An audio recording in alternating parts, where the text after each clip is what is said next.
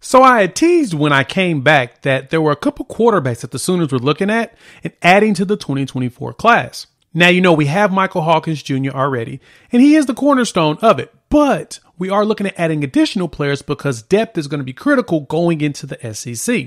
So before, I did show off Trevor Jackson, and I thought that he was a very nice, capable contender for a scholarship, but he's being looked at by a lot because he's been rising since the Elite 11 finals.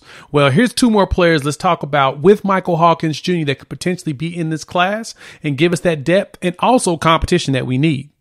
But before we do that, welcome to Unfair Sports. If you are new to the channel, I am your host, Jay. Make sure you hit that like button if you like the content. And if you're new, hit the subscribe as well as the bell notification. We would love to have you a part of this college football community that we are growing very, very fast. So without further ado, let's dive into these quarterbacks. There's two names for you guys to keep an eye out on.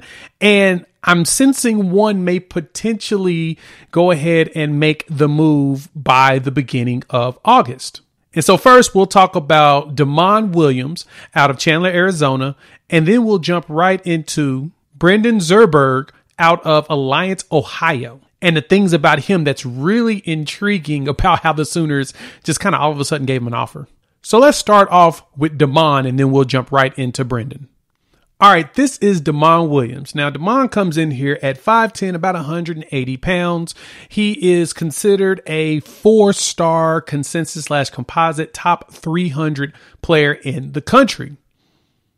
He's ranked in the top 20 in quarterbacks nationwide by average. And I'm going to be honest, Rivals is really high on him. They've got him as the number 4 quarterback in the country, which tells me a lot as he's the number 4 dual threat quarterback out there. He's right behind your DJ Lagways, your Michael Hawkins, your Walker White, and then it's him. And so this is going to be an interesting play for the Sooners if they decide to go after him. But we got to look at the film because I was pretty impressed when I went through and watched it, but I want you all to watch it with me. Now, him being based out of Chandler, Arizona makes me think that probably for one of the first times ever, the state of Arizona is starting to keep their own kids. He was initially committed to Ole Miss, and he decided to decommit recently.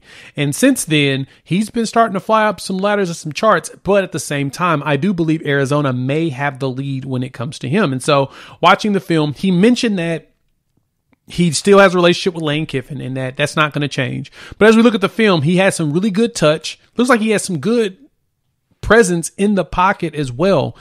Keeps his head looking forward downfield. He knows how to scramble without, turning his head to the side. And then when he cuts and he goes, he's basically gone. It looks like the man knows how to break tackles and he's running. And that's something that's probably going to be big for what Oklahoma wants to do, especially in this Jeff Lebby system. You need a quarterback that can run that RPO very well and actually sell that bad boy.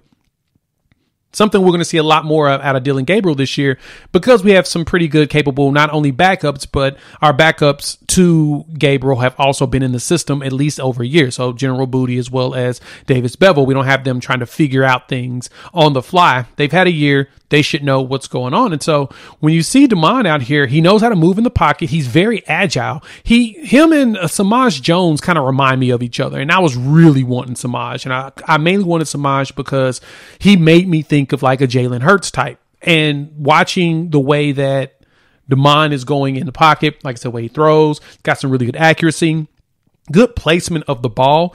You're going to need a lot of those stuff. And just escapability is going to be key. He's very elusive. And I like that when we talk about, like I said, this Lebby system. And so looking at the quarterbacks from Trevor Jackson, who I was very impressed with as well, it's hard to not truly impress me when it comes to like a lot of this quarterback film, unless you're just not putting some passes on or your highlights don't look like you know how to have some good touch.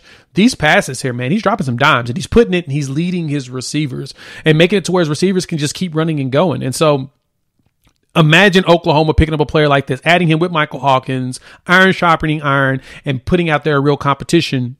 I think that may be a good thing. But right now, I do believe that Arizona has the lead. So this is going to be a battle with the in-state school that Damon goes to. Him being over there at in Chandler, Arizona. I mean, why wouldn't you not go to University of Arizona as they are starting to build up some stuff? I mean, getting Elijah Rushing was a huge deal on the defensive end as far as in-state talent. And also Demond knows him well too. And so, of course, he's being recruited to go to Arizona. But at the same time, I think that this is a good pickup that the Sooners can woo him over and let him know that, hey, there is opportunity to play if you win the competition. We want competitors. And he looks like he's one of those players that can do that. So now you've seen his film. Hop in the comments. Let your boy know what's your thoughts on Damon Williams. Do you think he can fit with Oklahoma? Don't worry. This isn't scaring Michael Hawkins away. He understands that he wants the competition. I mentioned it in another video. He stated, he was trying to get Samaj Jones. He was trying to recruit him to come and compete with him. So let me know your thoughts on this athlete. And so let's jump into the next one, who is Brendan Zurbrugg. So let's look at Brendan Zurbrugg, who is quarterback out of Alliance, Ohio. 6'3", about 180 pounds. So he's a nice size quarterback. Statistically, he did well his senior year. 76% completion percentage, 2,100 yards, 23 touchdowns. And he also ran for 800 yards and 11 touchdowns. So he is athletic. And that's something that you're going to want, as I mentioned before about Demond, going into a Jeff Lebby system. That RPO has to be sold. And I sense that Brendan is one of those players that can do it. And so Oklahoma gave him an offer recently. But this is the crazy thing about it. He's committed to Northwestern. And so with him being committed to Northwestern and all the stuff that just recently went down with Pat Fitzgerald, it seems that the Sooners said, we're going to go after this guy and let's see if we can woo him to Oklahoma. And so an offer went out roughly about 6 days ago. And after that offer, I said, let me go look at the film. Let's see what Jeff Lebby sees in this athlete. And so we're going to watch a little bit of it now here. And so watching him sit in the pocket, he's another quarterback that knows how to move. He's elusive. He steps in and he launches that bad boy. Has a solid motion. Looks like there's something that can be developed. He knows how to place the ball, though. I think I like his placement and I like his movement. He's one of those quarterbacks that knows how to move around, like I said, in the pocket, move around in the play, keep going, keep his eyes focused downfield, and he throws a ball that's pretty solid. It gets to the point that you want it to. And so I try not to be too swayed by stars because I've been burnt before numerous times, but dude, he can run up the sideline and he can go. And so you got a quarterback that can scramble, that can get yards on the ground as well as throwing it. I'm curious to what his measurables are as far as like 40 times and stuff. I haven't seen anything in that capacity about him yet, but I'll tell you this though. He may be an athlete that we can develop into something special. I mean, he put up some pretty good numbers in high school out there in Ohio, and he can throw it.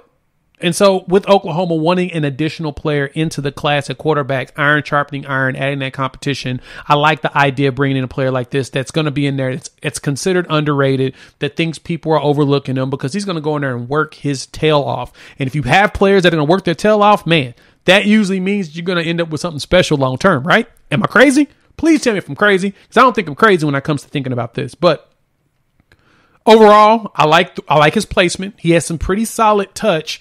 Probably, like I said, some mechanics and stuff that can be developed.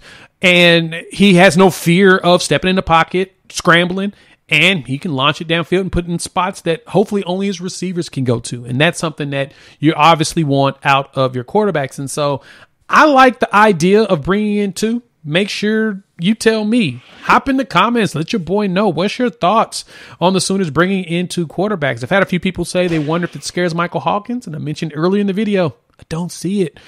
Competition's good, especially going in the SEC. We need to have depth. We need to have good quarterback play. We need to have good competition. And so if he can play in a Lebby system, and I'm sensing these are the quarterbacks he's going after that understands his system enough that, or run a similar system in high school that will help quickly translate them to the collegiate level. And so you definitely want that.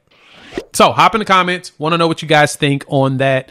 And if you've made it this far, you may as well hit the like button. If you like this video, and if you're new to the channel, subscribe. We would love to have you join this family. The live stream will be coming later on today. Make sure you jump in there. If you're watching this the next day, we had a live stream on Sunday at 6 p.m. We do it every week. We're going to be expanding that to another stream come in August so that you guys can get more college football content as we prepare for the season. We'll do some breakdowns of conferences. I'm probably going to make this one more of a variety show. It won't be the sooner or later one. Sooner or later's will always be on Sundays. And so make sure you tune in. YouTube says watch one of these videos. I curated for you guys perfectly. So check us out. We'll talk soon. Peace.